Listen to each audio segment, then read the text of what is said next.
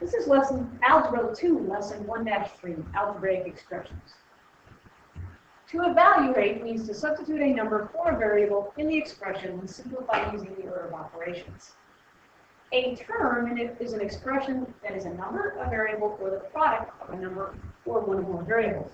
For example, 2 is a term, 3x is a term, 4x to the third y to the second z is also a term. The coefficient is the numerical factor of the term. So in the term 4x to the third y to the second z, 4 is the coefficient.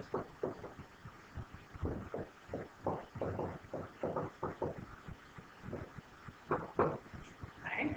A constant term is a term with no variables. For example, 2. 2 is the constant term because it had no variables. It's not going to change. Like terms are terms with the same variables raised to the same power. 3x squared y and 7x squared y and negative 15x squared y are all like terms. You can represent some mathematical phrases and real-world expressions using algebraic expressions. We do this quite frequently. Modeling words with an algebraic expression. We're going to write an algebraic expression that models each word phrase. 1 less than the product of 6 and w. Remember when you see the words less than, that means anything that comes after that actually comes before it. If I am 3 years less than my brother, that means my brother was born first. Okay? If I have $6 less than you do, that means you have more money than me. Remember the phrase less than always means that whatever comes after that phrase is actually comes before it. So 1 less than the product of 6 and w. Okay, so the product of 6 and w has to come first. So that would be 6w, and then we have to do 1 less than that, which means minus 1. So 1 less than the product of 6 and w is 6w minus 1. The sum of 11 and the product of 2 and a number r. The sum of 11 and the product of 2 and a number r. The product of 2 and a number r is 2r.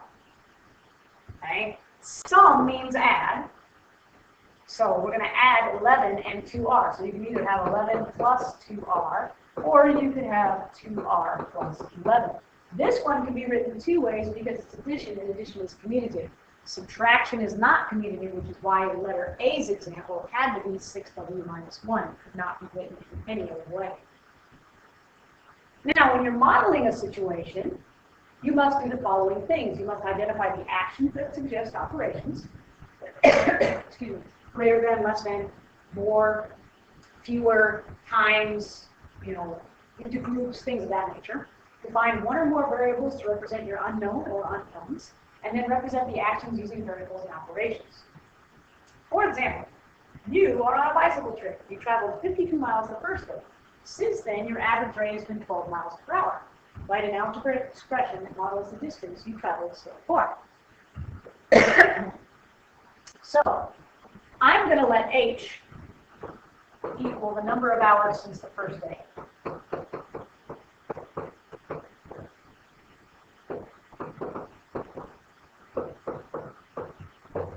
Okay. So, I need to find out how far I've traveled totally. Okay. And I know the first day's miles plus my average times my number of hours is going to give me my total number of miles. Okay? My total miles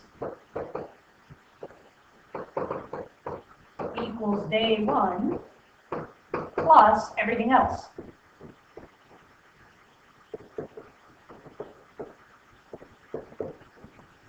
Okay? So my total miles will be my day 1 miles, which we know is 52 because it says that right here. It says we traveled 52 miles on the first day. Since then, your average has been 12 miles per hour. Okay? So if I'm letting h equal my number of hours, and I'm going 12 miles an hour, 12 miles times the number of hours I'm traveling will give me all the rest of my distances. So my total expression then is the number of miles I drove the first day, on a bicycle, which would be 52, plus I'm doing 12 miles an hour times however many hours I'm traveling. That gives me my total. So 52 plus 12h is my expression for the distance I've traveled so far.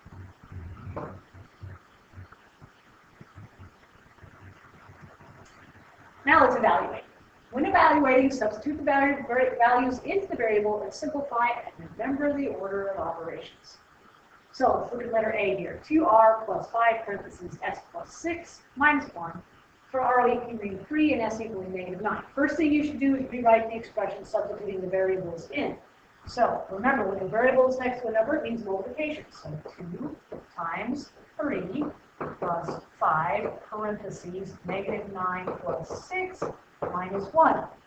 Order of operations says we must do whatever's in parentheses first, and it does not necessarily mean multiplication all the time. Okay. So what I have to do first is I have 2 times 3, I'm going to leave that, plus 5, leave that. I need to do the -9 plus 6. -9 plus 6 is -3. Now you need to do multiplication and division, or division from left to right, whichever comes first. In this case, multiplication. So this would be 6 plus -15 minus 1. 6 plus -15 is -9. -9 minus 1 is -10. I need to see all the steps as outlined here, and it's best if you write the steps vertically so that you can see them. Don't write them horizontally, they get really ugly, really messy, and later on they get really difficult to follow. Okay, letter B here. Oh, look, we have fractions and exponents, all kinds of fun things. C to the third minus d over 8 for c equaling 1/4 and d equaling 1. So I have 1/4 to the third power minus 1/8. I'm going to do this completely without a calculator because you should be able to do this. Remember, when you take a fraction and raise it to the power, you have to distribute that power throughout the entire thing. This does not mean 1 times 3. It means 1 times 1 times 1 over 4 times 4 times 4. Well, 1 times 1 times 1 is 1.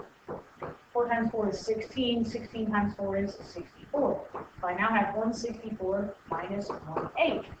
In order to subtract these, I need a common denominator, which would be 64. So 164 minus 8 times 8 is 64, so we'll have 8 64ths.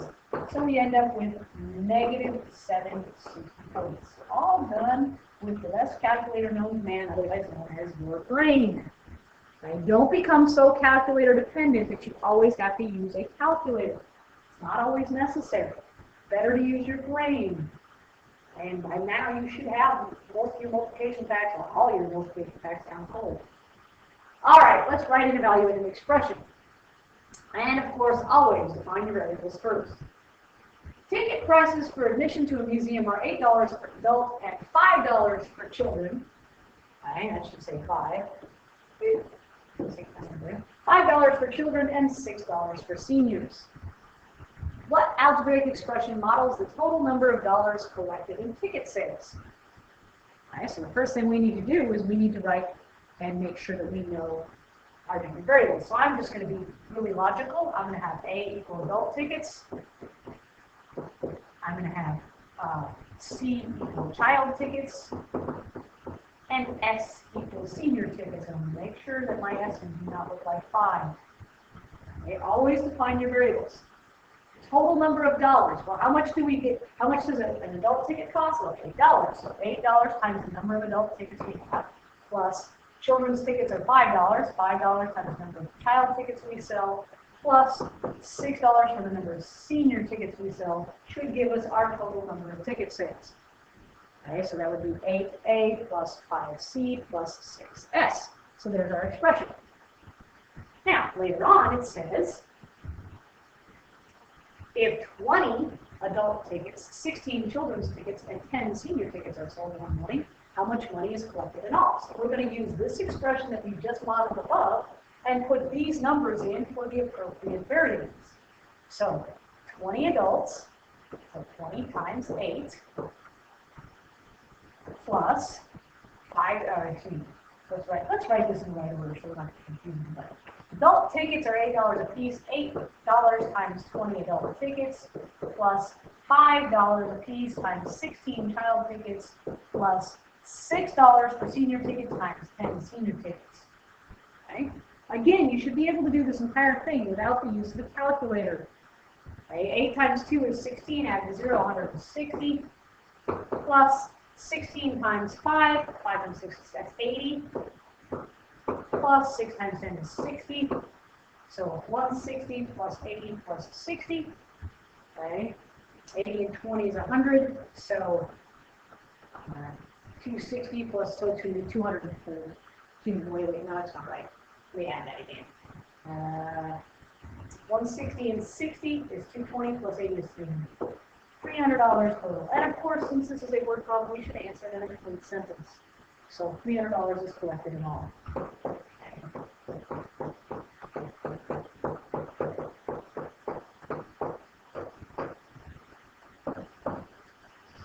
There you go.